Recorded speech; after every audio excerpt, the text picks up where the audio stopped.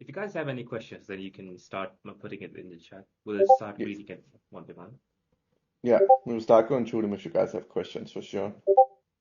It can be about more things than Okay, just balance, but now Goose is not here. Spitty, I think you can start and just give a brief overview of how the balancing was done. How the balance was done. So, Goose is the balance lead. He's sadly not here right now, but he will join in and can answer more questions as he's the genius behind it. So, all the stats where it looks like a nerf, it's really not. All the factions was lowered in armor and defense skill and shield stats because of the removal of AP from single axe users, and jabs have no AP anymore. So that meant we could freely lower all the stats of every single faction. You won't find a unit that's over 15 or something in attack, especially. You won't find that. Elves are the highest, I think, with 15. Dwarves is the highest, have some units with 15 as well. Um, it was simply a lot of it was way too far away from the. A lot was overdone. There was a lot of stats that was overdone. Like a tier one unit couldn't even do any damage to a tier three unit. Now they actually have a purpose throughout the whole campaign. You can still recruit tier ones even when you're fighting tier threes and get some value out of them, even for meat shields, just to soften up the enemy until they get to your tier two, three, or four. It's still a value tactic, but yeah, balance was done with them in mind that we brought it closer to mid two standards in regards of morale, unit stats in general. So you will see that in game. Many of you have express your concern about it, but trust me, the more you play, the more you get used to it. And that's Yeah. basically the overall thing. Like you also, a really big thing is stats is one thing, how the unit playing game is another thing. You can't just look in stats and say this is bad. I heavily encourage you not to. Try to use the unit first before disregarding them. As every unit has its purpose in game now, and every unit has its job in game. Spear swords, archers, cavalry, generals, like everything, jabs, everything has its purpose. So yeah, we want everything to have its purpose. Might have got it complete. There might still be something we haven't got completely right, and it will be fixed. Just Yeah. bear a little bit with us and play the game a little bit. What Guzman has designed is more of a sort of baseline. He just tried to Yes, standardize everything, and everything is more like um, a good canvas now. And now we can expand upon it with the various specialties and all. But overall, I think it's a pretty good balance. As the main point of the reducing of armor was also because the starting units did start to get outclassed really early on hmm as well. Like mainly the archers, like even the tier two armored archers. Like when you're fighting against dwarves, it's better to not even recruit any archers. Like especially for Gundabad while fighting Erebor and stuff.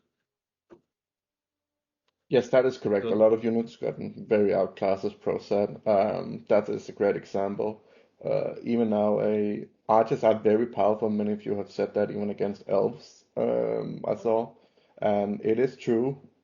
Archers are very, very powerful because armor and defense skill and shield values are lower now. So goblin archers will do stuff against you.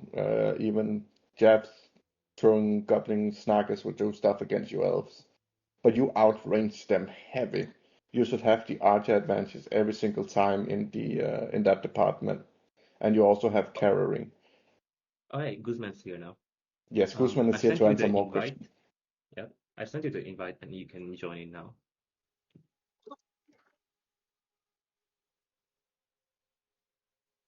There's the goose. Yes, the big man himself, the main balancing. Hello, hello. You are muted right now. Yeah. Uh, Just gonna wash my hands. I've just finished fixing an engine. Bear with. Oh, okay, good. Okay. In the meantime, I guess we'll counter some of the most mentioned stuff. I think one of the main feedback we did receive was that the Goblin King was too overpowered. The the thing about that is, it is overpowered compared to the tier 0 and tier 1 units. But if you do have a few tier 2 units, then it can easily overpower the Goblin King. And also, the Goblin King doesn't really have that much of an AoE attack, so it shouldn't have really be dishing out that much attack. Like we have already tested it out, so it's better if you have like some siege equipment or a good tier 2 units while fighting the Goblin King. Yes, to add to that, Emeritus, American pikes will do the job. Yeah. They can get it done. It has been tested. They can get the job done if you just surround her with 2, or even 1 can get it done and not lose too many. We didn't want him to die too quickly either. We didn't want him to die because how's the fun in adding such a unique and cool model and unit if you can just sneeze at him and die? Like a unit like that is gonna bring some challenges to you. So yeah, even as I am an elf player and I play in Ratus and all the elves quite a lot, I did find that I can see it being annoying and like overpowering, but just bring some seed to some American tier 2 pikes. You can already get American tier 2 pikes really, really quickly if you just go for the barracks straight away. You can have them like in 5 turns and you can deal with the Goblin King. And also units upgrade, you can also really upgrade all your units. So it shouldn't be that big of a deal anymore. And he was nerfed a little bit. So it should be better now, hopefully. Mhm. How's the crossbow been feeling? Crossbow has been very, very rewarding. I know our main And draw especially player with here. the angle changes, Yes, with them being able to shoot over the walls, it has been yes, actually and over great. other units. It's very rewarding now to actually play a faction with crossbow. It's very, very nice. Oh, I didn't even know that was changed. That's great, actually. Yeah, that for our main draw here, it is changed now. All crossbows have better angles, so they can do way better. And they do perform way better. Even a tier 1 can get 700 kills now in a battle without an issue because of angles and stuff. So it's a great improvement. All right, hello, gents. Hello? Hello. Hello. Welcome. Okay, so we've got 2 questions. What was the other one? Or just 1 question? The first question Uh, was why was the AP arrows moved from Andy Bodyguard? Oh, yeah. oh, oh yeah, that one. I think we hold it off that it is on the steel bows now, I believe. Let me double check I, in the I think I was sheet. hearing people say that the steel bows didn't have AP anymore. Yeah, Oh yeah, didn't. yeah. They do Yeah, they have have still body piercing now body piercing. instead. Yeah. Yeah, they have body piercing now instead. So they do have body piercing instead. So what is the difference then? Goose can explain that very, very well because he explained it to me really, really good. Yeah. What's the Armor difference piercing between just AP thrust and values, and body piercing goes through the units, so it hits multiple at once. Like one arrow hits multiple. If yes? you want to understand what armor piercing does, you have to understand what attack does. Mm-hmm. So, if anyone's ever played any kind of tabletop game, specifically Warhammer Fantasy or Warhammer 40k tabletop, you understand that you do rolls of dice. So you'll roll to hit, you'll roll to penetrate, you'll roll to wound, and then you'll roll to kill. So attack does this in Medieval 2 against the attack and the defense stat. So you go through 4 different dice rolls for every kill of every unit. So AP will halve the armor. But you don't need AP on all units because the attack values function correctly because the armor values are now correct. So the reason why we don't need AP on archers, especially ones with body piercing, is because the arrow's still going to body pierce. It just rolls to kill each model. So it might hit the first and go through 5 models. It's going to roll each time it goes through each model. Make great sense. Yeah, I like We that do have some actually. questions in the chat now. The one guy did ask that how did you manage to make the spear units more effective against trolls? So spearmen aren't necessarily more effective than they were. We've given spearmen higher shield values and higher defense values as an average. So you would compare a unit of the same type and you would see the difference. But the way that the trolls and the larger entity units work is they have bigger hitboxes, and spears have longer reach than, say, a sword. So they're able to get more hits. So they don't actually, because trolls have to be infantry type for the game to work, we can't make them cavalry type and have a weakness to spears, but because the spears have more reach and they have a larger hitbox, they're able to get more hits and therefore are naturally more effective against trolls. Yeah. Quite a lot of units were also, quite a lot of people were also like concerned about the removal of shield wall and stuff. Can you just mention it to them? Yes, that would be a Why great it was one to go removed? over. Like that is a very common question that we were Yes, asked a lot in general. So shield wall, I don't know if you guys can hear me. Put my headphones on. Yep. we Sound can better? hear We can you. hear you. We can hear you. Good. Yeah. So shield wall as a mechanic wasn't designed for Medieval 2, and it compresses the models where the hitboxes start to collide with each other. And this causes a few issues. One, the models don't fight correctly. Two, they can't hold neat formations. So it's a bit of an OCD thing. And on the third point, they push forward when they're attacked. So I did a showcase video of this before I joined the team and presented this to the team back then. And I could show that the shield wall units would continue to push forward while the units on regular formation wouldn't. And they would still handle just as well. They perform just as well. So to counteract this, we went through all of the model density and decided the tightest formations we could make was a value of 1. Anything below a value of 1 would cause the units to lose formation, push forward, or not be able to correctly set themselves up.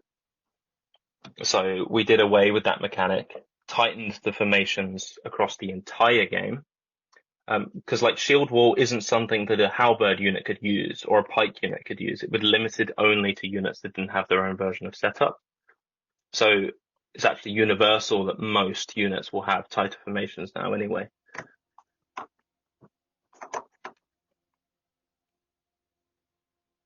Yes, and to add to that, I think you should feel spears actually work better with holding ground now, because of the formation.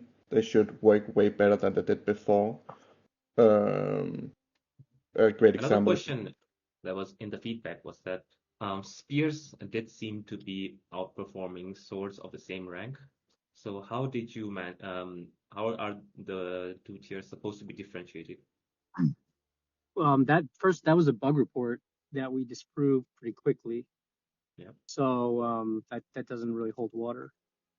yeah, Okay. that doesn't hold water at all. It Spears, was the spears have the negative value in infantry attack, and the person was saying that spears do better overall than swords. So why get swords at all? And then as a test, Gondor spear against Cardolan sword. I think the Gondor spears killed 19 and then died. And then when you did Gondor sword against Cardolan sword, it was pretty even match down to 90 or 100 kills each or something like that. yeah, and So yeah, that wasn't a real question. That doesn't count. yeah, and that's why also nothing was tested in custom battle, because if you're the attacker, the AI will do stupid things in custom when it's 1v1. They will pull out and then pull into charge because they believe charging in is better for them. So that's why nothing was tested in custom battle. All is tested in battle. The only thing the balance team looked in customs was range, how the units looked, and design wise. Also a big deal of why units have the armor and defense skill or shield value they have.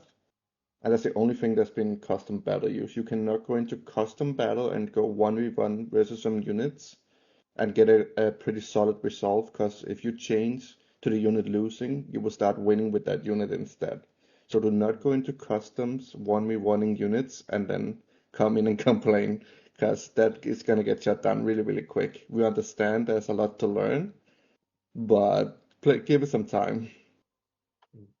And another point that a lot of people did point out was that about the morale reworking, like because the units were routing when they were not expecting. So can you just describe the overall balancing about the new morale system? Like how do you have done it?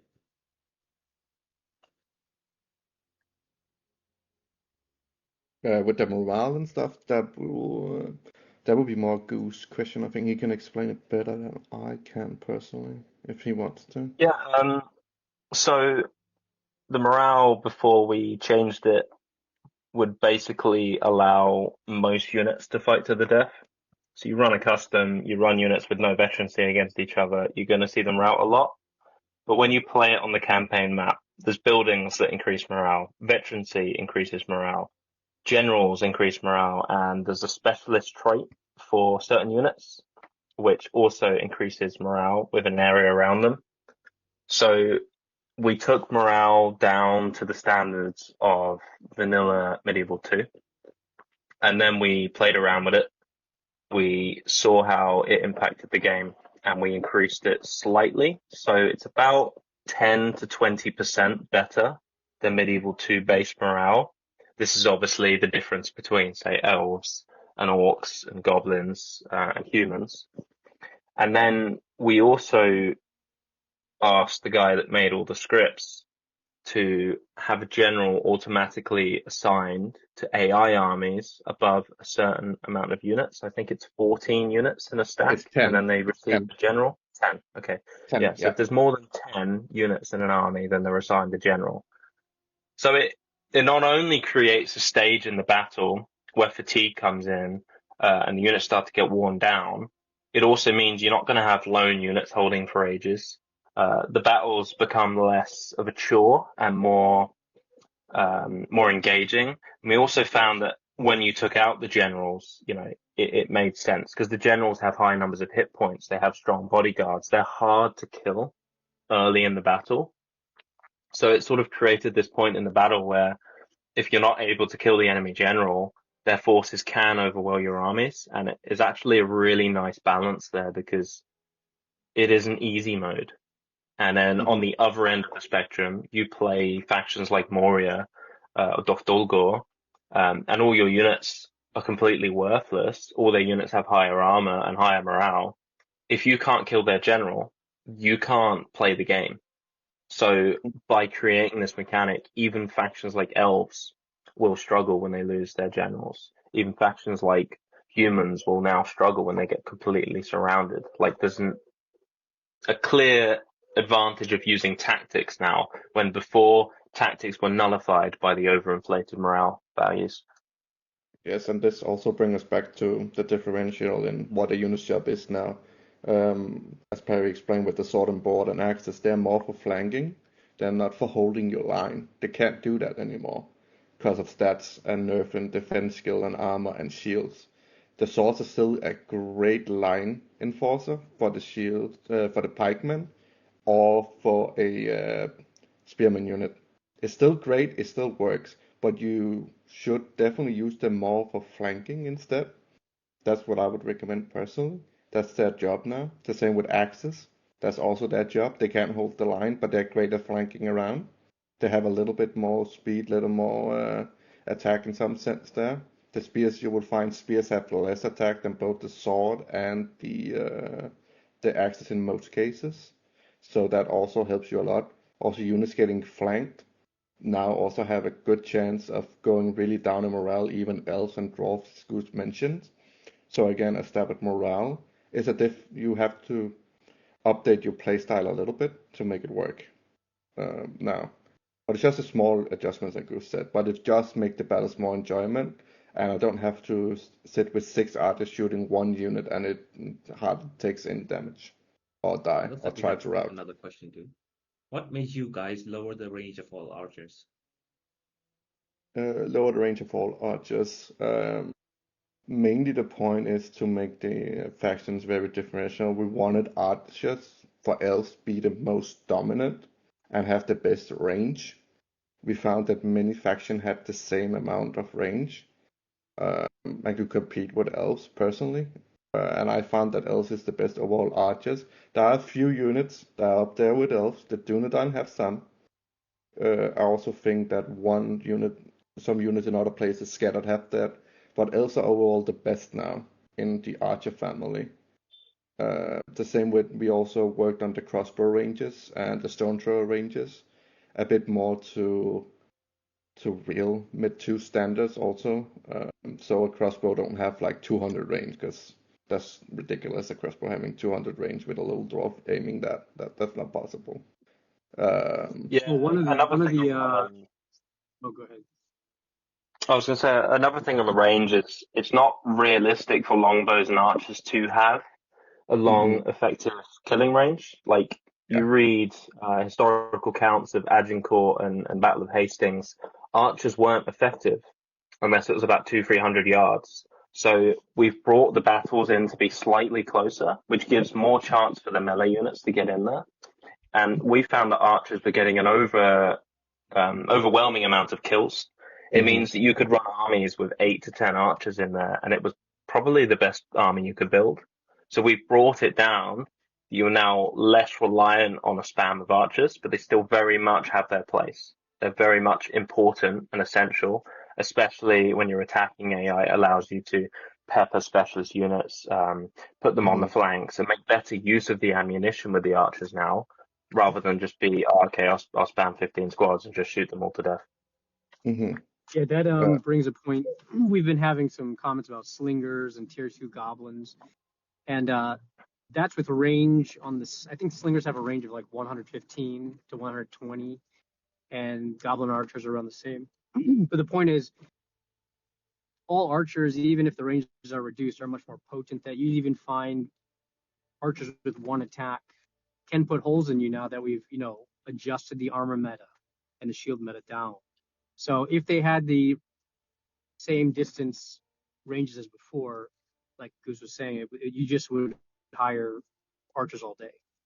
So the range is down, but they are very deadly.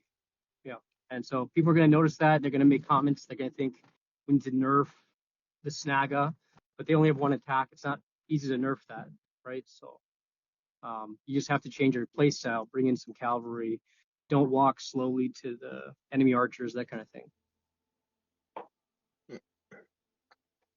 I saw a question of Hinadu archers are still body piercing. They're not body piercing anymore. They're simply AP now.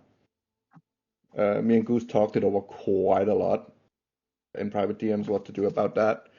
As we see it, you start with Legolas, which can basically solo anything if he has the body piercing. If he has a mass somewhere, he kills everything. So to make it more, Goose, you can explain that, but to make it more fair, he has AP now and not body piercing. The body piercing stayed on the steel bowman instead for ND.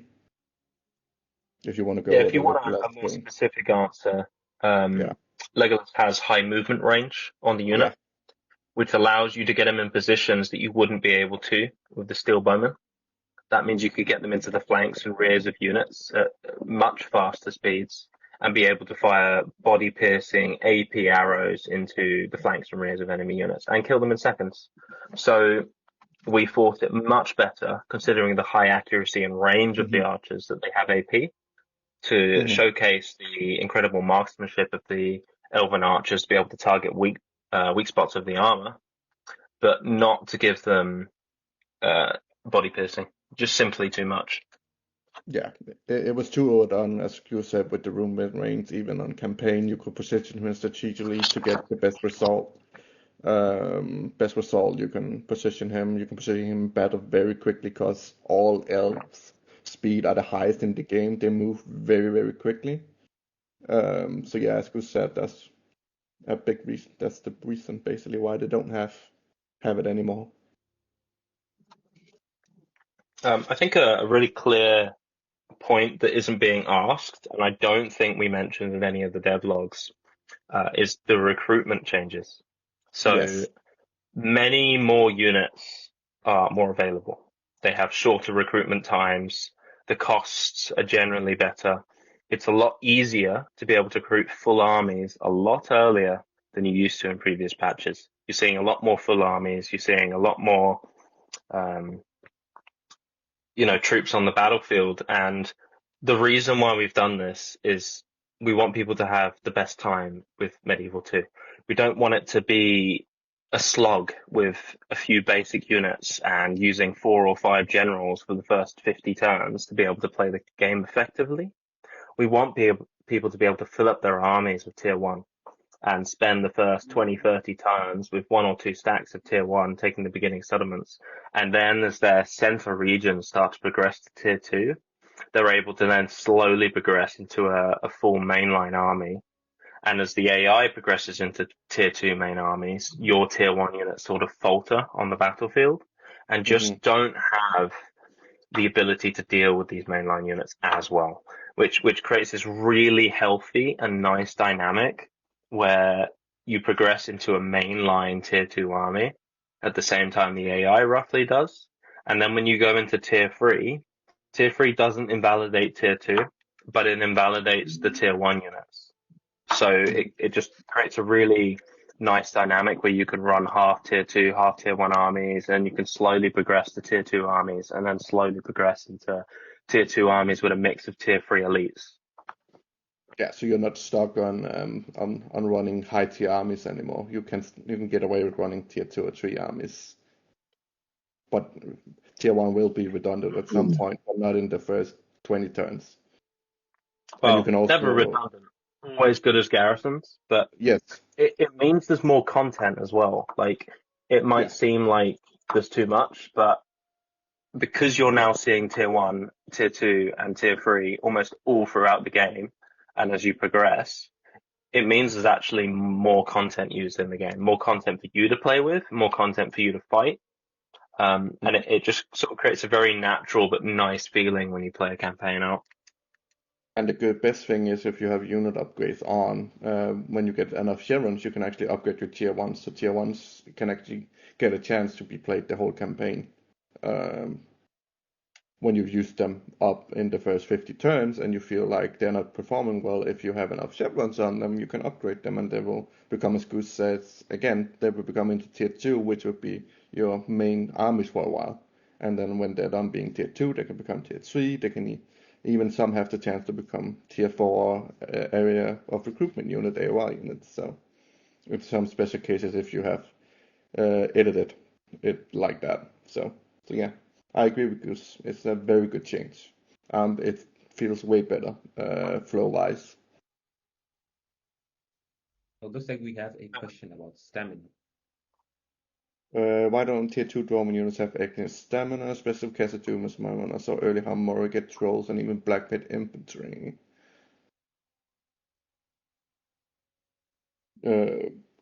I think you have run into the garrisons mostly. There are trolls in both Khazad-dûm West and Black Pit infantry in Khazad-dûm West and in Moria, or in Goblin Town. And there's one in Sakala as well. These are garrison units. They will stay in place at all times. But we wanted to differentiate between tier 1 and tier 2, and tier 3 and tier 4, because there was a complaint in beta about it. So we differentiated. I can't exactly remember. I know me and Perry were over that subject quite a lot, what to do with that. If Perry want to have some with the stamina of tier 2. dwarves, we ended up we gave the tier 3 dwarves hardy trait, and tier 4 we give them very hardy. But we did not give tier 1 and 2 the hardy trait. But dwarves have the most units with stamina buffs and the most armor as well. Even tier 1 and 2, they do very well. And again, we don't want you to crack Khazad-dûm West in the first 5 turns with your tier 2 units. There's a point to that. So you have to kind of build up. It might take 20 or 30 turns before you can get into Khazad-dûm West. You're definitely not doing a tier 1 or tier 2. There's no more last stands. There's no more what are they? The doom stacks that'll appear. So once you take Khazad-dûm West, the game's over for Moria basically. So garrisons are quite buffed, and it's been designed so that you can't break into it with low tier units and 1 or 2 generals. You need to kind of play the game a little longer, go expand to the east, pick up more places, and get tier 2 or tier 3 barracks before you can attempt something like that. That's all. Yeah, that's basically your answer there. Have we talked about the changes regarding the monster units? No, we No, haven't. not in depth. Not in here. No, not yet. Okay. But we can definitely go over it. I know Goose did a lot of. There was a lot of testing going on into monster units. Yeah. Goose took a while to come up with the final balance on the trolls, etc. So he could definitely take this one. Yeah, he's muted right now, but I hope he will unmute. Sorry, I just don't want to mic spam you boys. My Oh, phone totally doesn't fair. want to turn on. Totally fair. So I mute my mic as well. the thing with trolls is it took me a long time because I had to investigate how the mechanics worked on a lower model count unit. So a troll within itself can only attack one model at a time. So if you've got 400 swordsmen in a unit, that's 400 guys that can attack. We've only got 50 trolls in a unit, it's only 50 guys that can attack. So it naturally makes it harder to find the sweet spot with a unit like that. So I asked Perry to create duplications of trolls. So I had troll 1, troll 2, troll 3, troll 4, all as Moria, and I set them all as different stats to slowly figure out where I needed to go. So I tried high armor, I tried defense, I tried high hit points, I tried high attack, and I sort of found a sweet spot between higher defense and higher hit points with a more moderate attack similar to that of tier 2 and tier 3 infantry, where they were able to get enough kills, where they were able to last long enough. And through my testing, the trolls do really well when they're supported by units. So you can run a unit of trolls into enemy swordsmen and spearmen, and they might get 100, 200 kills, and they just start dropping. They start losing models like flies. And if you run them into, an enemy front line, it breaks up all of their formation. If you have your own units to run in behind, your own goblins, your own whatever you're running, come in behind, they sort of surround your trolls with your own models, which stops your trolls getting surrounded, which reduces the amount of losses that you have with a troll unit, allowing them to get more kills.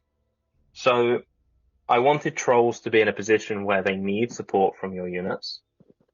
And I also increased the hit points without increasing the armor too much, but instead giving them a small shield value, so that if you shoot them with archers, they sort of bleed hit points and reduce endurability, so they don't last as long in combat. So there's a way to soften the trolls up. And if you have specialist units like crossbows, it means that the AP isn't completely broken against the trolls, but it also means the shield value is kicking in very slightly.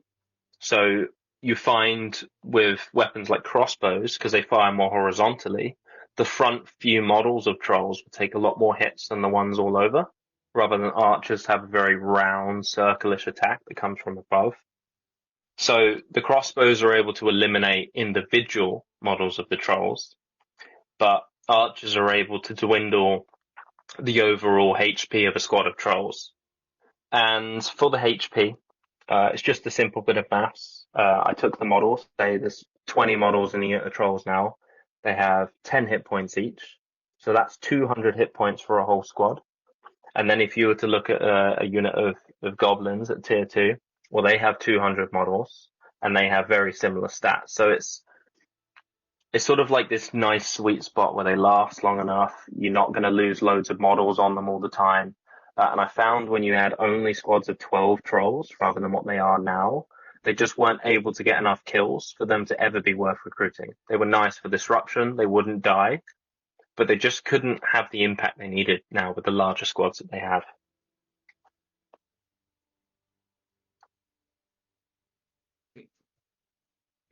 There's another reply that says that's only if they're shooting over things. If the enemy is right in front of them with no obstructions, then archers can shoot straight as well. Yeah, of course, you're right, Silky, but most of the time you're not going to have archers close enough for that to matter. If you're fighting in towns and cities and corridors, then there's opportunities you can set up. But on an open battlefield, it's very hard to have archers shoot horizontally unless there's a height advantage or you get down the flanks. at which point usually the trolls are already engaged in your troops anyway. But with crossbows, they're always going to fire horizontally unless they're right behind the unit, which they fire directly upwards. But if the crossbows are firing upwards, they're not going to get any kills anyway, so it's a waste of ammunition at that point. Okay, Bev has asked that as a modder, how long does it take to generally test a single faction's roster? How I long think it took me, so I spent the first month of balance work not actually doing anything. I had to research how the modding worked, so I had to figure out what each value means, how they relate to each other, what happens if this happens and this happens and this happens. And by getting an understanding of how everything worked and interacted with each other, I was then able to decide how things did. So to do a faction, it took me about a day, and what that day entailed was going through every single unit on custom battle, viewing every single weapon upgrade and armor upgrade, so seeing all the visual changes of the unit, and then seeing the tiers of the unit, and then by deciding the tiers, the faction, and the looks of the unit, I was then able to decide what values they needed to have. And then by setting these values for one of each race, they were then able to expand this to all the factions and apply sort of the same type of rules. So chainmail is going to be a certain armor value. It doesn't matter if it's chainmail on a dwarf or chainmail on a human. Chainmail is chainmail, but to make the chainmail feel more tanky for dwarfs, we gave them more defense. To make the armor feel more appealing for elves, but not overpowered, we would give them extra defense and extra movement speed to make them feel better, to have more stamina, so their attack and defense skills remained more effective. So there's certain hidden values that people won't know by looking at the game that actually have a lot of impact when you play the battles.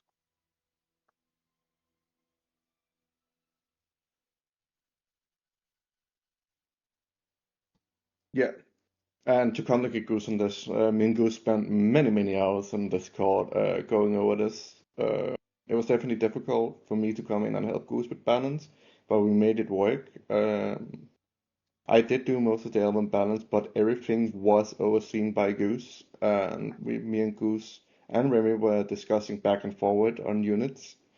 If there was anything Goose didn't know, he would ask me, Remy, or anybody else in the team.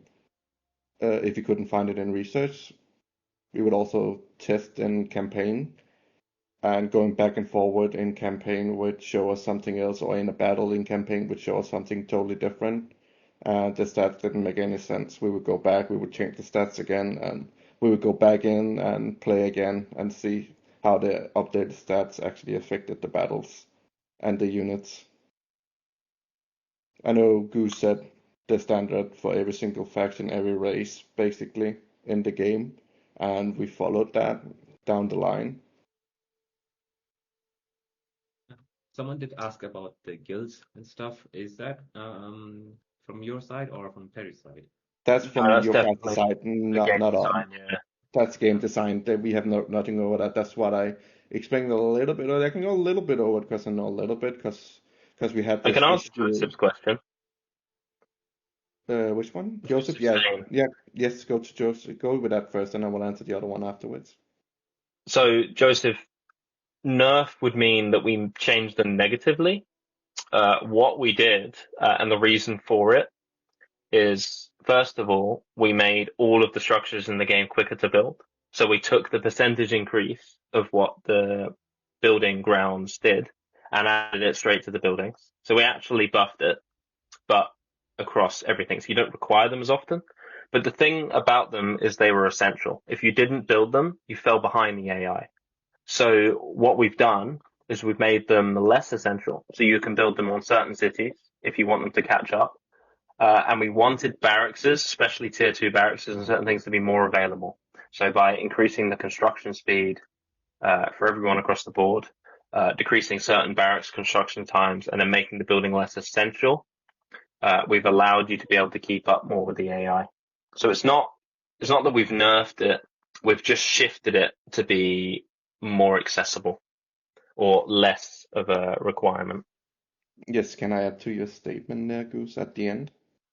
Yeah. As a player, and I played the mod quite a lot and played quite a lot, it's open up. See this as an opportunity to not be forced, as Goose said, to go the builder line every single game. You don't have to anymore.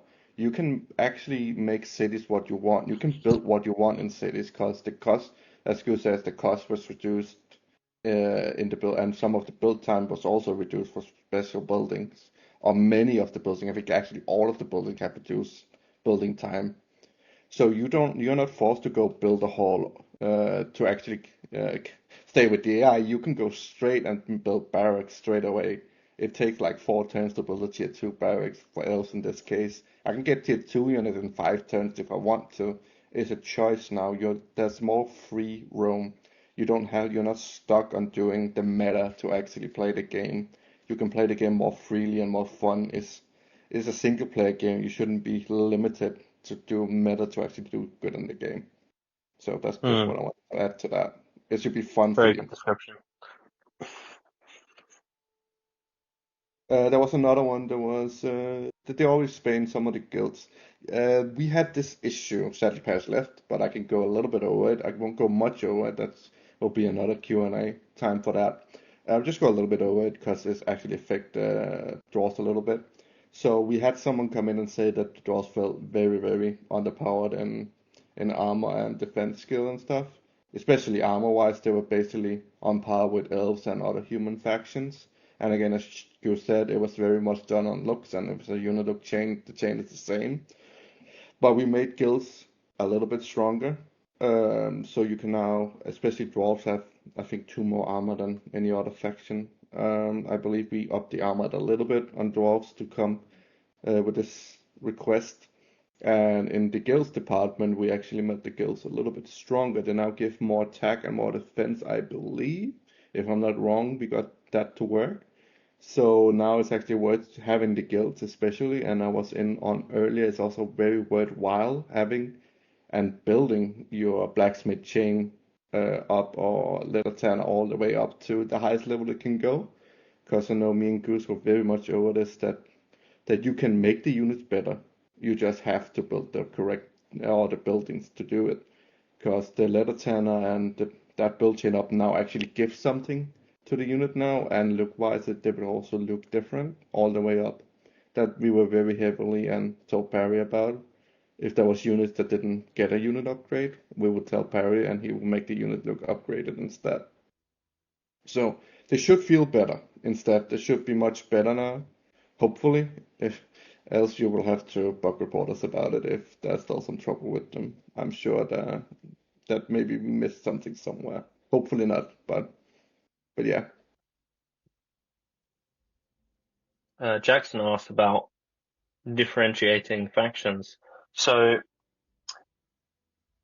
a little bit earlier, I said about understanding how the stats worked and what was important. So we had obviously a massive amount of overinflation across the game. Because everything was overinflated, it meant that the small values didn't have very much impact. So every single faction in the game had very high stamina. Even random goblin units didn't make any sense. Everything was hardy, everything had crazy armor, everything had crazy this. So by normalizing and fixing all the game, we were able to make use of these smaller stats and make the factions feel different with these. So I'll explain what we did for all the 4 main races. So elves have high stamina, they have higher defense, they have typically smaller units but very good attack to boot. By having higher attack, they're able to kill the enemy quicker than they are killed. So it actually means a lot more.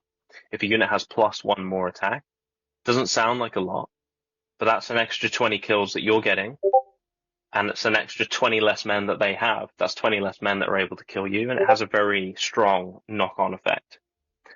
So elves have higher stamina, they have higher movement speed, they have generally higher attacks and very higher defense, which are very natural stats. So they look a lot better on paper, but they have a few hidden stats. And then for dwarfs, we gave them very high natural defense, very high armor, and we gave them generally higher shield values as well. So missile units aren't very effective against dwarfs. And dwarfs are able to hold the line and whittle you down over time.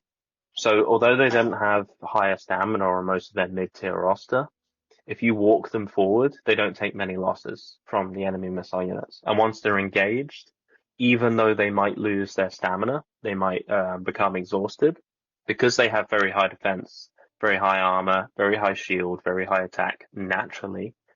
It's not actually reduced that much by the stamina. So they're still able to effectively get kills. They're still able to effectively deflect enemy hits. While a goblin unit that's exhausted, well, they've only got 3 attack and 4 defense. So they're practically doing nothing when they're exhausted. So again, on paper, it doesn't look like dwarfs are going to do that well, but there's certain things that you don't see going on behind in the calculations that are actually happening when you pay close attention between the fights.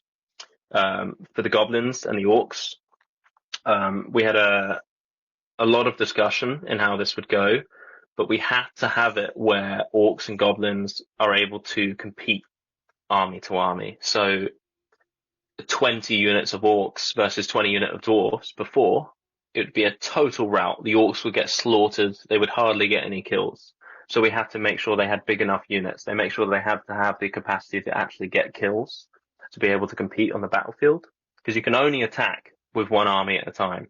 You can only control so many armies at once, only be able to besiege the city with so many armies at once. So we had to make it fair. So orcs and goblins are a lot stronger. They're not to the same level, but the difference is certainly there. I mean, when you watch the movies and you read the books, they're not useless anyway. They do get kills. They are effective fighters. And typically they're born into war, so they're more ferocious and vicious anyway. For humans, there's a lot of range there, because you've got the ones all the way up in the north, got all the ones all the way down in the desert sands, over the whole map. But what we've tried to do with humans is keep them very level on the stamina. None of them have anything above a movement speed of 1, so they're all very standardized. The archers are generally very typical for humans, at about 5 attack, medium-sized squads, 150, 160 men, and they feel very good all-rounders. Humans have good defense, good armor, good attack, but they don't excel at anything, but they don't also have no drawbacks. So they're always very nice, while the orcs will have drawbacks with lower defense or lower armor. There's always a certain bit give and take.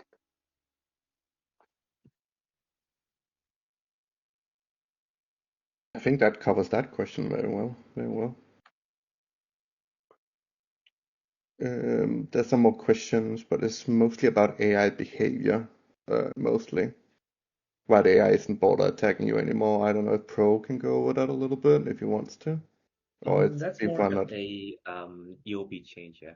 That's one of the Yeah, features that AGO implemented, so that the AI actually goes inside your deep into a territory and then attacks your settlements that you have left open, and more high priority settlements that they might just get your border settlements and go straight for a capital city.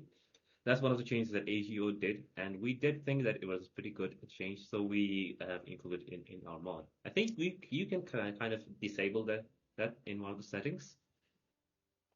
Let me see if you can. It's actually quite refreshing that AI will avoid a well-defended position and go for an undefended one. I think Silky's answered that well in the comments, but it's actually nice.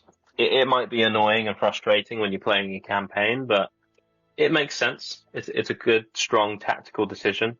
It means that you have to go shut down this army before they reach the settlements, or you're going to have to go retake, or you have really awesome defenses on these cities, because we've changed things to be one-turn recruitment, and more cities have the ability to recruit earlier. The chances are you'll have a barracks on the city and you can go, there's 20 units on the way to my city here. Why don't I recruit 5 units of these tier 1 units to try and hold it? That's something I've done myself and seen it create really interesting battles, because the recruitment happens on the end turn. Yeah, it does. It's really interesting mechanic that's now, and this also covers also some of the watchtowers and spy mechanic that you kind of need to have like build up your territories with watchtower and spies because you can miss an army in the fog of war. You can completely miss it if you don't have watchtower in your region. It can be missed completely, and it would attack you next And turn. and regarding the change to battle AI behavior, that is one of the things that we designed. It actually what the Leo designed from Third Age Total Hmm. War V5.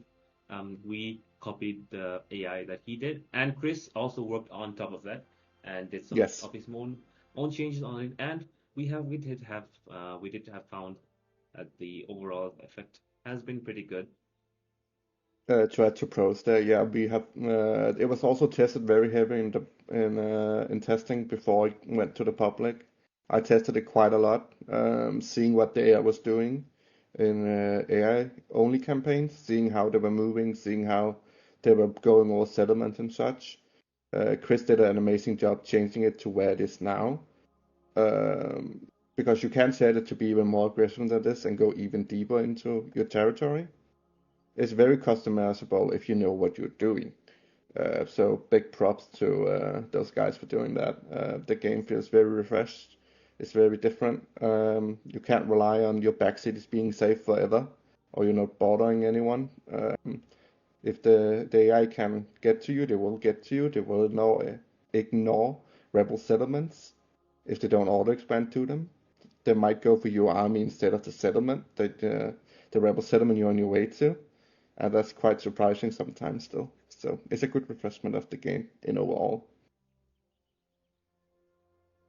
Okay, And Goose, this that, seems to be a personal question now. yeah, So, that seems to Goose, be for while Goose. researching the mechanics of the game, what interesting details did you discover that heavily influenced your approach to balance? Um,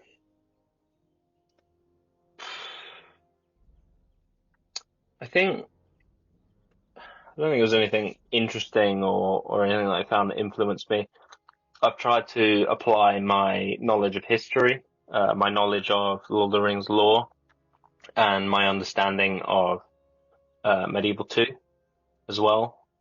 I've played tens of thousands of hours of Total War, and tens of thousands of hours of RTS and strategy games. So I think the biggest thing I've tried to do is stick with what works. I had to blur the lines between the lore and what actually works rather than go crazy. Um, I think I've had a lot of fun playing with the armor mechanics. It's very nice to have armor have real feeling and meaning. You'll pitch a 5 armor unit and a 9 armor unit, and you'll just really notice the difference. It might only be 4 on paper, but the difference that makes is incredible. How few losses they take from archers, how long they continue to grind through the fights.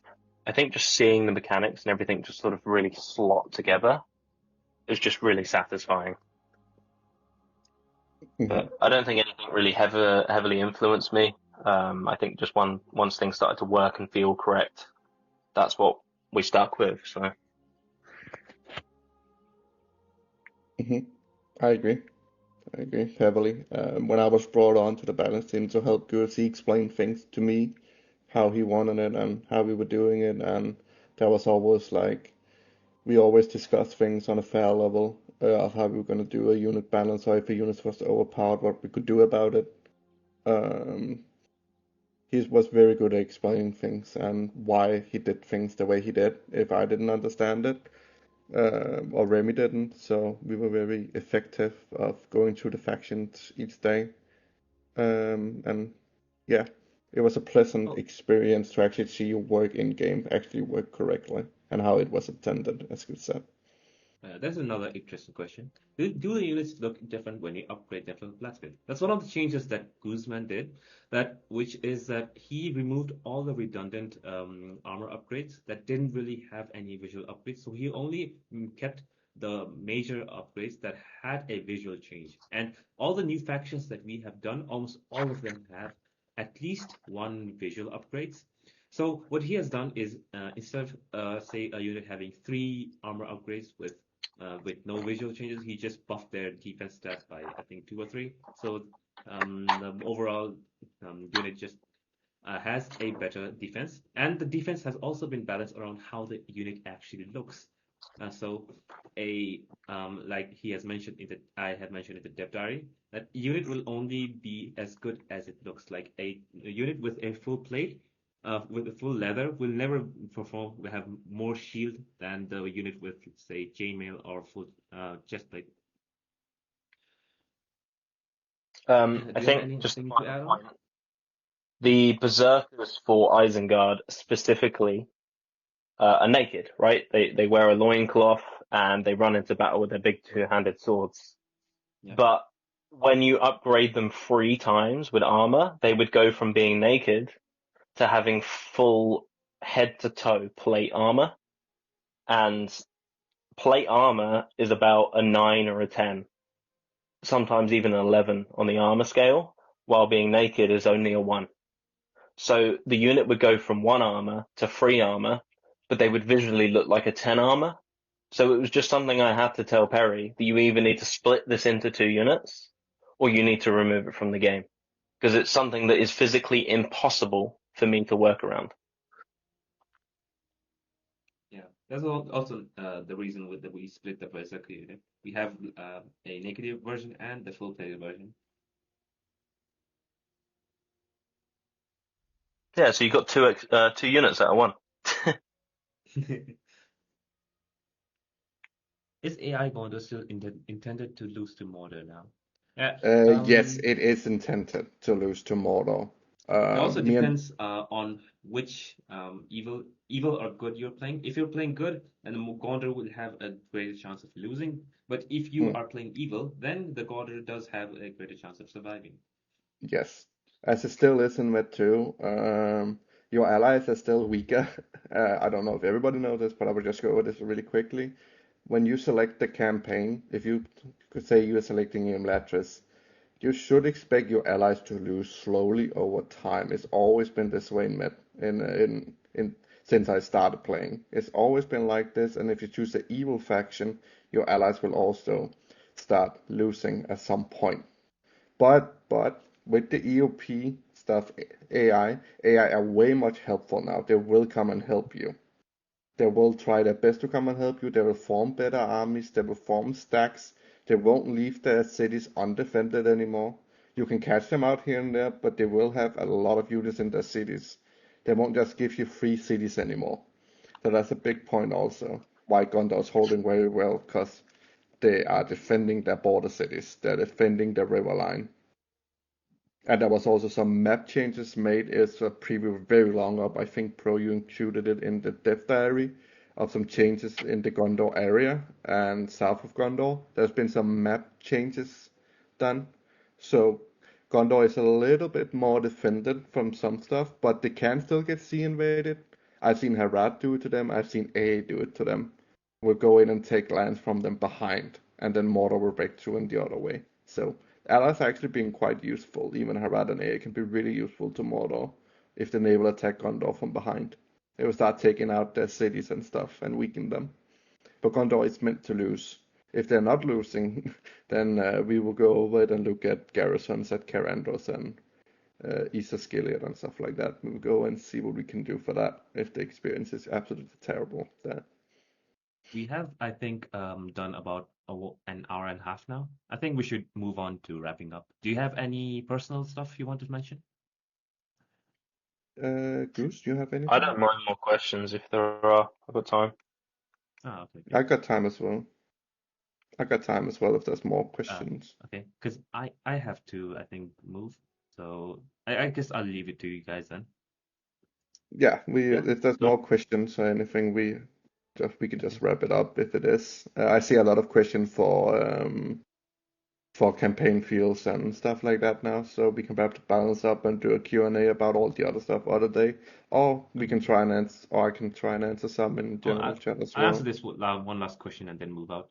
Regarding the loading time being too long, it's more of an EOP issue. Like we added a lot of custom cast models, and new settlements. And every time you are loading the campaign map, it's actually reloading all the cast models, so it does take more time. It's a limitation of EOP itself. And also, it's also going to be a limitation of your PC.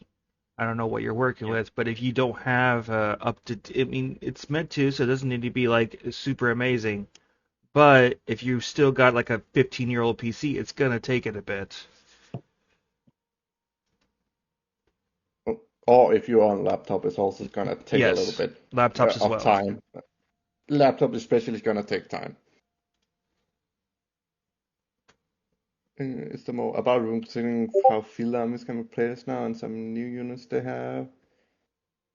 What is just designed to win? No, they were not designed to win. So Rune have been in since 1.9. You had the new Rune units roster to begin with at all.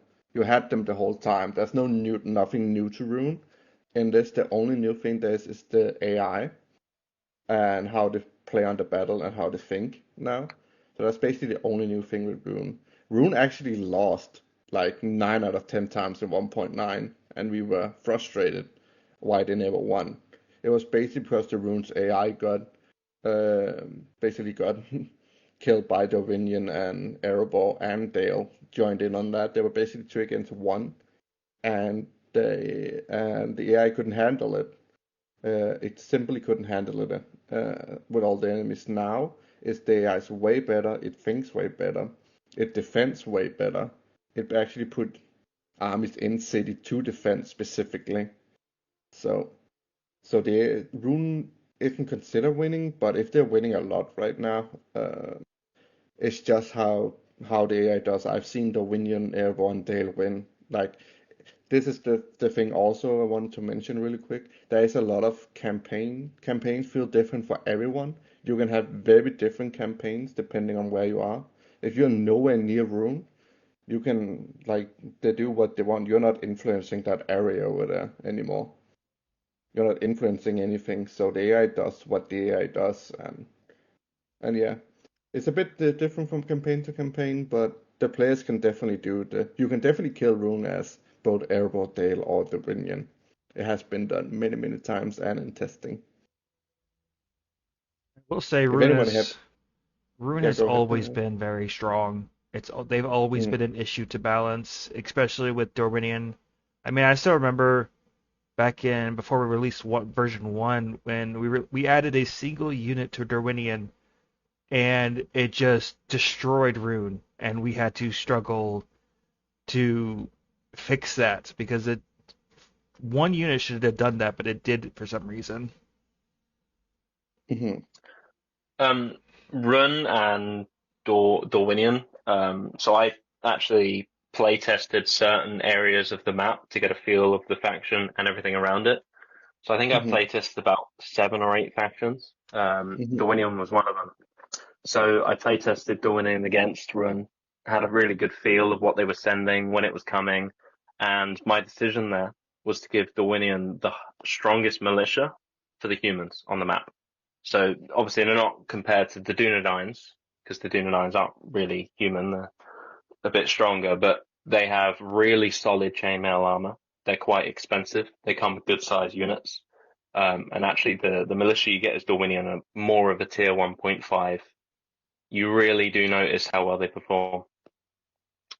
So that's almost been dealt with by giving Dorwinion the armies that they need early on to be able to stand against Run. But still, when you play the campaign out and you see how Dorwinion and Run go on the campaign, they do duel it out for a while, and it's actually refreshing to see that they're quite balanced now. Yes, they're really balanced now. I want to compliment that. Looking over, if you look the Tug of War every like 30 turns, you can see how they're doing. Like, if you're interested to see and you see a faction losing constantly, you can always toggle Fog War and see what's going on, what they're doing. Like, because they do different things each run. I don't know if Goose has noticed that, but it's different each run. What a faction or what Rune or what Dominion actually does. Sometimes Rune doesn't attack Dominion until turn 20 or 30. Sometimes they just sit around taking rebel settlements. I played as Rune and seen Mordor snatch up like 3 or 4 of my rebel settlements. So it's very depending on the AI, what it does, and what it sees fit for doing. So, is there any more interesting questions? Anything we want to go over some more, Goose, with the balance in total, or you think that was Yeah, very well, good? does anyone have any questions for balance? No one's asked anything about cavalry or halberds or pikes. Yeah, I feel like we have if you guys we have. have any pressing questions, It's ask now them your now. time. Now it's your time. Goose is here. Oh, type it in the chat, please, instead Yeah, of type it in speaking. chat. Type it in chat. Yeah, please don't DM me. I won't read it. He won't. He will only read my DMs, but that's just that. He will only read my DMs.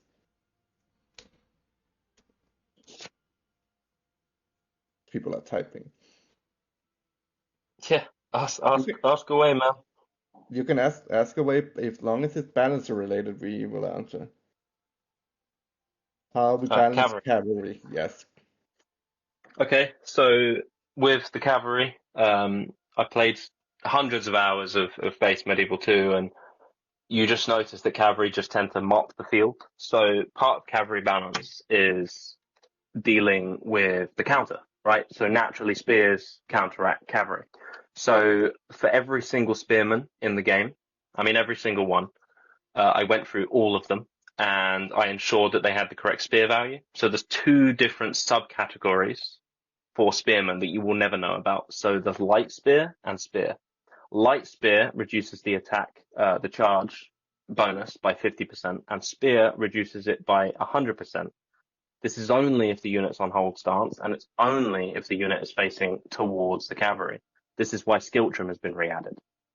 So all trash-looking spearmen, low armor, wooden shields, no armor, so on and so forth, will have light spear. So this will be all the goblins, all the low-tier orcs, all the low-tier humans will be light spear, and all pretty much tier 2 and up spearmen will have the spear category. So spearmen are now far better equipped to deal with cavalry. On the cavalry side of things, we inflated their upkeep costs by about 25 to 35%. This means that it's very hard to spam loads of them, and we ensured that cavalry had the appropriate stats. So I took the knights in Medieval 2 and I compared them side by side between how the units perform in our mod, and I basically brought them all down to a nice playing field. So you'll see that the charge values are respectable. And then another thing I did for Cav that I think Medieval 2 doesn't quite do well is most cavalry will have 2 weapons. So they'll have a lance for the charge. So what I did is I gave them high charge but low attack.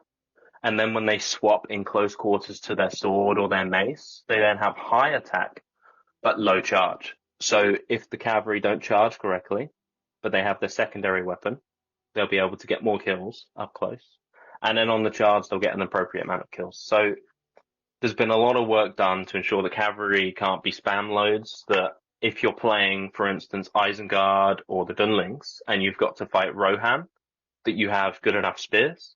And a massive change to Rohan in particular is we changed up the recruitment ratios. So when you played a campaign of the Dunlings, you'd fight Rohan, and they would consistently have armies of 12, 13 cavalry, 2 or 3 ballistas, and a couple of units of I don't know, basic spearmen or swordsmen on foot. And it just didn't make for fun battles. You'd just be sitting there watching squads of 2 or 3 cavalry that hadn't routed run around and charge into your archers and just make a mess. It was really annoying to play. So we spoke to Perry, and he changed the ratios. So you sort of get between 10 and 12 foot troops as Rohan, and about 6 to 8 cavalry in the army. So Rohan has better dynamic ratio between the cavalry and the archers. We made their infantry better to counteract that. But I think over the whole board, every faction is better equipped to deal with cavalry. But cavalry are also now at a very nice stage where they're relatively even. So they're very strong, but they can't be spam loads. They perform well. You pay for what you get. That's why they're costing so much also. To kind of also counteract that, so you don't spam calves and only armies and only have cav armies. They're very expensive to have now, especially elites are very, very expensive. I can't solo armies with a single cav unit anymore. Yes. You can try. Yes, you can try, but it's not gonna work. Because if you run into a spear, unluckily, like 20 models die. So yeah. No, I like that change because that cav has always been an issue. Even in the later games, it's an issue. I feel like that's probably a decent change to make them not useless, but still like strong and useful for what they would have been in the real world, you know? Yes. They're mostly job is to charge in the background, the flanks. They're not meant to charge into spears head on and win, which they were doing before. You could get away with that before, but you can't anymore. There was another question I saw from What about movement speed? Yeah, movement speed nerfs occurred for many human units, and movement speeds occurs for orcs, making most units closer to 1.0 other than elves. How come? So I think a bit of a reason why I did that is, one, it annoyed me. So you move your whole army forward, and 10 units have a higher movement speed. So they're slightly further ahead of the rest of the units. So one thing is I wanted the armies to be able to move together. So that's why I made sure that movement speeds are universally similar for each individual faction. And it was also kept that way so that it meant something when you had higher movement speed on the elves. If I made sure that there were just random units with higher speed across the entire game, well, it wouldn't be cool to play elves anymore, because you could just play the Dunedain and just run loads of rangers and they'd all have high movement speed. Okay, well, what's the point of playing the elves? So it was dual purpose. One, that the armies will move together, and two, also to keep the mechanic unique to elves. Very good answer. Very good. I will ask, how fast are the elves compared to orcs now? How fast? Let me check. I have the sheets open. Yeah, because I did notice that I was catching routing orc units as Linden, and I'm like, that's unusual. I didn't realize there had been a move speed buff or nerf. Yeah, okay. So I'm in the sheets right now. So like the blue crack is like 1.11 movement and 1.08 movement speed. And let me check. Now you use Linden as an example, so it's perfect to go down to Linden and check their tier ones and stuff, what they are. Because I know archers are very, very fast for any elf faction. They're very fast then when you run after units. Let me check. Linden. Linden is 1.1. So it might just be that it's actually pretty much the same there. Interesting, Which is because funny. I know I definitely was. I thought it was weird because my foot soldiers were just catching them.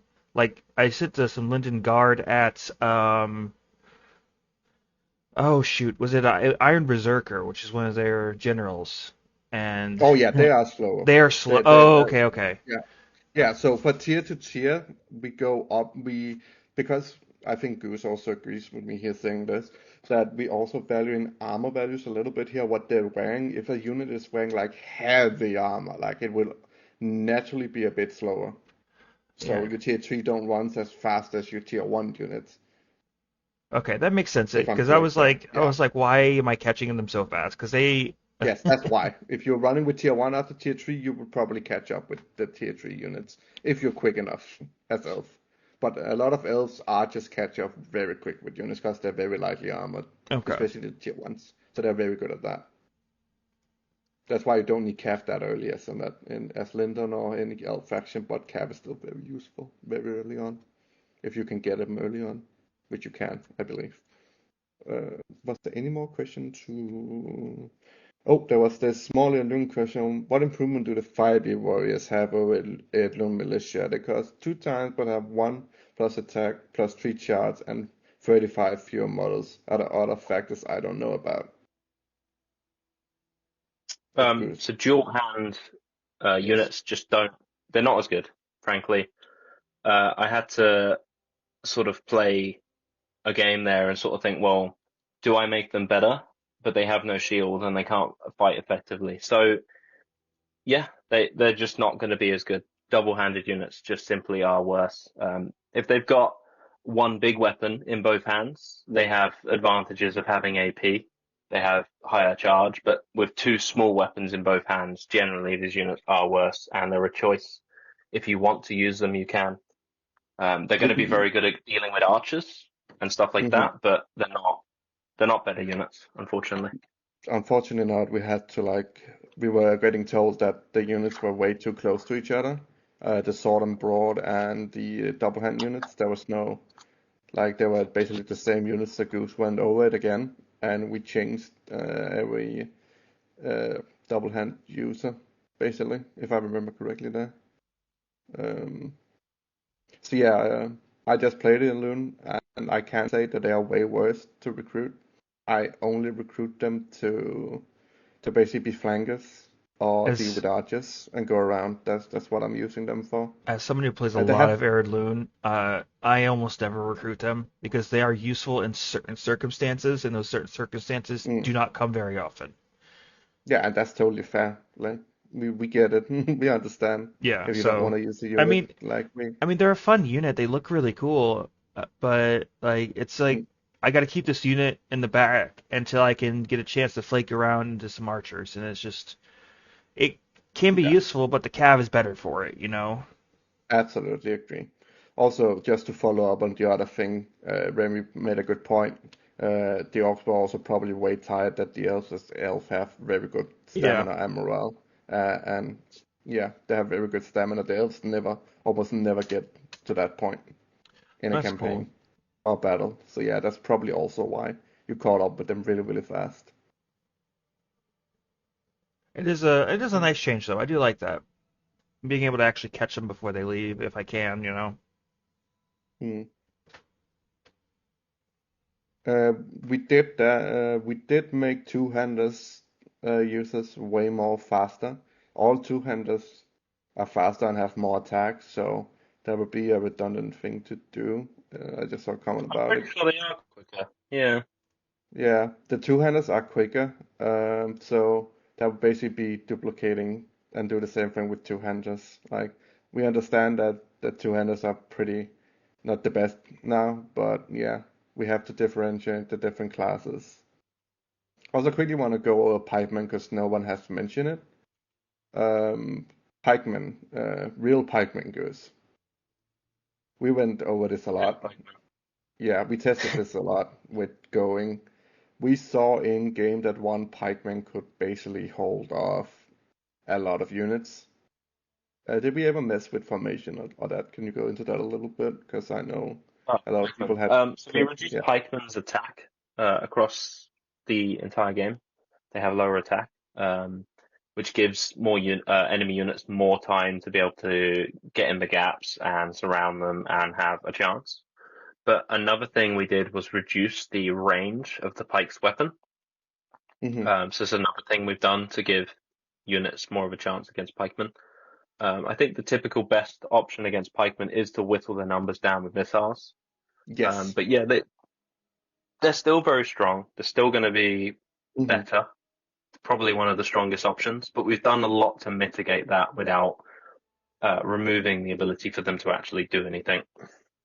Yeah. So basically after that, defense are lower for pikes overall, attacks are lower for pikes over all factions. As Good said, it's basically to make them a little bit weaker in a sense because they're very, very overpowered in old version, if people remember. But they can still be very good. As Good said, I just played it alone and I use pikes and a spearman on top of it to protect them from arrows and stuff. So they're still very, very powerful if you use them correctly. And yeah, they can even be used in open field still if you protect them. Yeah, the Uh, AI is smart enough to target units with no shields. yeah, they will go for your weaker units. So if you don't have a units over, like if you are playing it alone and you're just having a pike line, they will just sit and shoot at you. They won't even try to engage you. I found that a couple of times playing against Amber and Blue Crack, like 2 days ago, where they would just sit and shoot up my line instead of actually coming to me, and try to weaken me first. So the AI is way smarter, as Good said. It will try to exploit your weaknesses. Also, I saw someone mention very early on the corner camping with the AI, and it don't engage you. If the AI doesn't engage you, it's because it thinks it can't win. Like it's gonna take a defensive position, and you have to come to them. Before, when you attacked an AI army, even if they were weaker than you, they will still come to you. They don't do that as much anymore. If it's like they don't think they can win and they try to run once, they will just corner camp, It or they will is. find a hill to be defensive instead. They won't just go in attack into your line.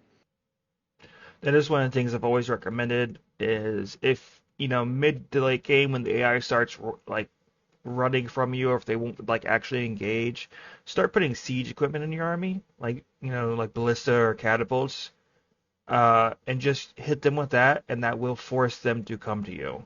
Once you hit about, Yes, I think it's about, was it 4% of their army?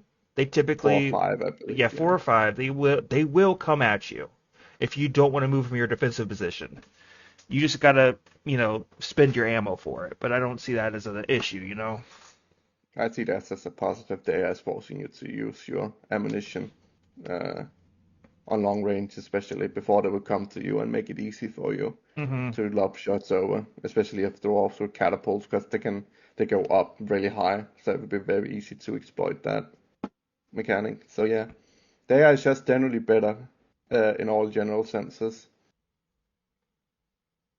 Uh, with Elun, just quickly going with that, you just need to follow the script and it will tell you. The first step is basically to kill blue cracks, and then the script will continue from there and tell you what you need to do. So that's a script following. You just need to do that. I, I will say that even though the AI campaign is better on the campaign map, it does still glitch out sometimes because I straight up had an army of blue crags sit outside of the Dunedain city. It had a single unit in it, and they just sat there without sieging it for like 6 turns.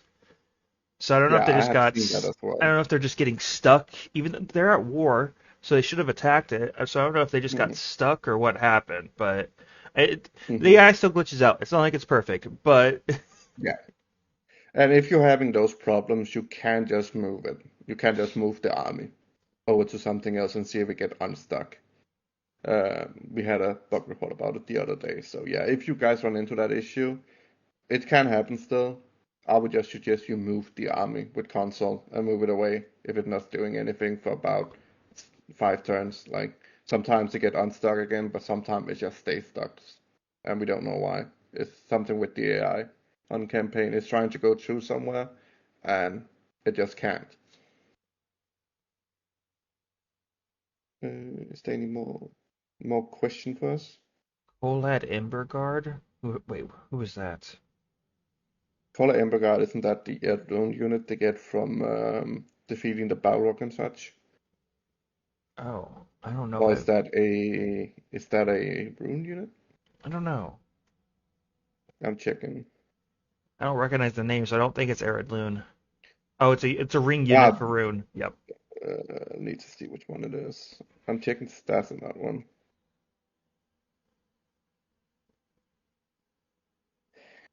Oh, it's the bomb throwing unit. Ah, Oh, well, yeah, that's gonna be strong. yes. And they're bombs. That's gonna be still the bomb. They're still strong. I know me and Goose looked at all the fire units and bomb units and such. I believe you did, Goose. Look at them.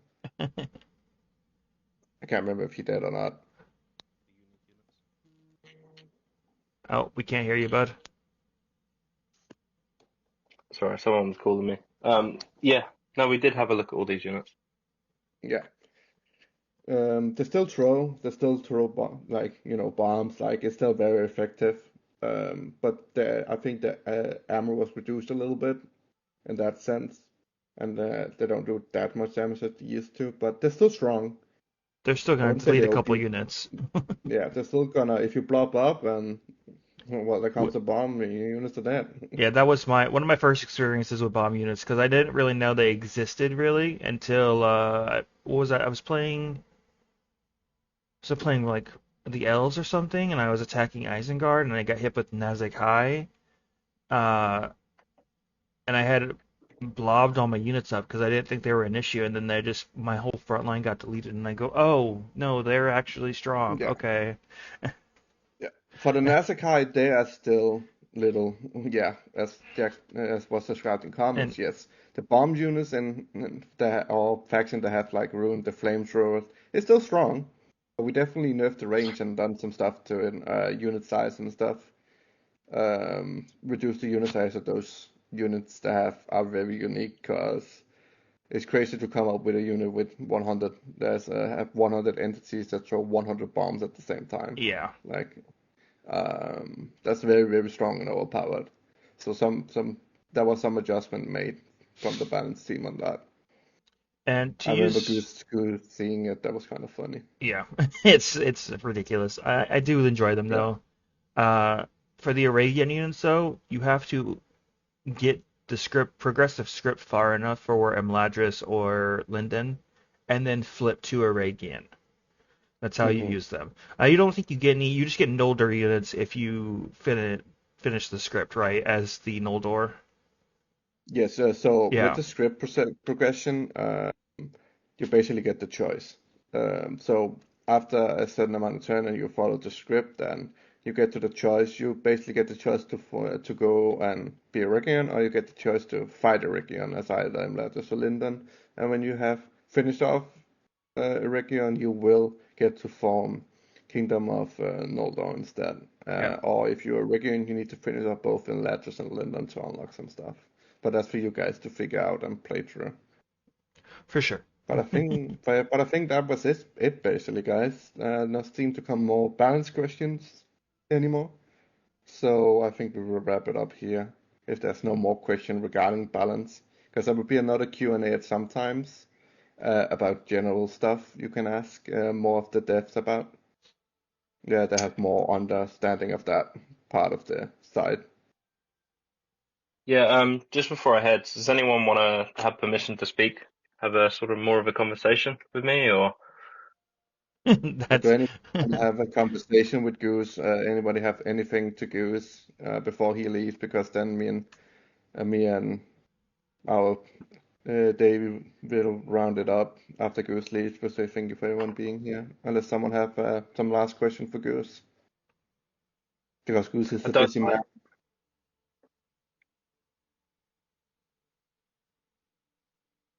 Yeah, thank you, thank you, Goose. I think we answered a lot of good questions here today. I went over all the units and stuff and what we did with balance. We're very Yeah, happy I with it. really hope so. Yeah. And maybe this conversation that we've had will be available for people in the future. I Yeah, am hopefully. recording it, and I believe I'm going to be sending it to Proj later, so they can do what they want with it. There we go. Yeah, I'll be every so immortalized forever. you're welcome. We'll be immortalized forever, my friend. So yes, thank you everyone for coming. I'm just waiting to see if anybody type anything last minute. I see some typing going on, so I will wait a little bit. But also know Yeah, Goose I is think really someone busy. requested to chat a little bit earlier. I don't know who that was, but There was a couple of Yeah, them, but yeah, there was a couple, but I think they're both not present at the moment, sadly. So, but if there's any last question, it's now, guys, before we round up, before we leave. You're all alone. what was the Dirk? Dirk's typing. Nah, Nope, he's good. he's good. Right, lads. Well, thank you very Well, much. yeah, It's been a pleasure, and it has been. hope you guys have a lot of fun playing the mod. I know I am. We hope we are having great fun. What I've heard feedback is great fun. And Yeah, if you have any more unit question and stuff, Goose might come in from time to time to look at some of the stuff, but else I will answer the best I can instead. But yeah, me or Remy would answer instead, or Perry would answer you the best we can to our ability. But no, it's done with love and a lot of thought into it, and we hope this conversation and now video will will prove that in the future. So you can always go back and look at it and hear Goose explain things to you if you're ever in doubt of anything. Brilliant. Well, thank you very much, guys. Yeah, thank you. So now it's just new MODDB. I think we'll round it up now. Anything else regarding me to Q&A but balance for today? Yes. I believe that Pro said there will be another balance session or another Q&A for more regular campaign stuff, and instead it was mostly for all the balance question we had and been receiving and probably would receive. So you guys could ask us and we could answer them live, and Goose could answer them live for you guys, as he was the balance lead and he's quite busy, so we found the time. So yeah, so I don't have anything else to add then. Hope you enjoy playing the campaign, playing with the units, and remember it's a single player game. If you're not happy with anything, you can, if you know how to, you can customize it to your liking. We won't be mad. We understand. So yeah, we will just, Oh, we won't be sad. Is that what was your question? The script one, there's not much we can say about that because this is Yeah, a balance session that can be yeah. answered later, but we can't agree to, or like we can't commit to anything. No, we can't commit to anything. The only thing I can say is that that if the devs have something planned, it will be announced and you will see it in preview someday, or preview someday that it will be updated. So keep an eye on Discord. I will recommend that highly. Or if there's another Q&A session. What was your question about the Balrog? I didn't look at that one. Uh, The Balrog for which one? I believe. no, it's not recruitable. No, it's not recruitable. It's playable, but it's not recruitable. You Yeah, get it through events. yeah, you get it through an Uh, event. Does the other Goblin faction get one? Blue Crack, yes, they Yes. do. Okay. There is one for Blue Crack. It sticks around the whole campaign after you, when you get it, you have it the whole campaign until you, unfortunately, get it killed somehow. Yeah, until you actually shoot it with your own ballista shot, it's still there. It will be there the whole campaign for you. Yes, That's how that I I can say. that's how I lost mine. I lost mine in the defensive Khazad-dûm when I actually hit it with a goblin catapult. Yep, it can Yeah. happen. Oh, one thing from Super, and with AP jabs. Well, I don't think all they're jabs a was yeah. no, all jabs have AP removed. I want to state that all jabs have AP removed. If you find one that has it, please bug report it. So yeah, there's no jabs with AP anymore on foot soldiers, I believe. So yeah, it's gone. It won't be coming back. You can make submods for it if you want it back and go in and edit it for all jab units if you feel like it. Yeah, hammer jabs. Which unit are you talking about? Are you talking hammer jabs? I don't quite know what unit that would I'm be. assuming he means the hammer throwers. Yeah, the Khazad-dûm Yeah, comes. yeah. Special weapons like that still have AP, but jabs doesn't. It's a special. It's not many units that throws an axe or a hammer at something, so that will have AP still. I want to say there's like maybe like four or five total Yeah, that do that. yeah. So that's a special unit. So those will still have AP. I discussed it with Goose, and he agreed that shouldn't be removed because it's kind of a specialty on a unit. Jab was way more common in all factions, so yeah, that got removed. Yeah, I think AP and jab is removed. Yeah, practically every faction had a javelin thrower. yeah, except I don't think Imlatris had one at the time either. Or No, I they don't had have. They Oh, had they had the Marines at the yeah, the time. Yeah, they Marines, were. yeah. Yeah. But so yeah, it's universal. Everyone's suffering losing AP from jabs, and they hit enable a little bit harder because they're focused on that. But yeah, that's Yeah, the decision we went with, and we're sticking with let's be honest here. No one wants to play anyways. Even the people that say they do. it. Yeah, it's suffering. And It's way harder now than it was before. Um, but yeah, especially with Blue Crag sitting where their ancestral stuff is, it's significantly harder for them to get their clan script done. hmm So yeah, I think we'll wrap this up, and hopefully there will be another Q&A. Hopefully there will be another Q&A about some more campaign stuff later on, guys, or soon. We will Yeah. see. But thank you guys for coming. I don't know. I don't have any other ending words. I don't know. If Davi have one.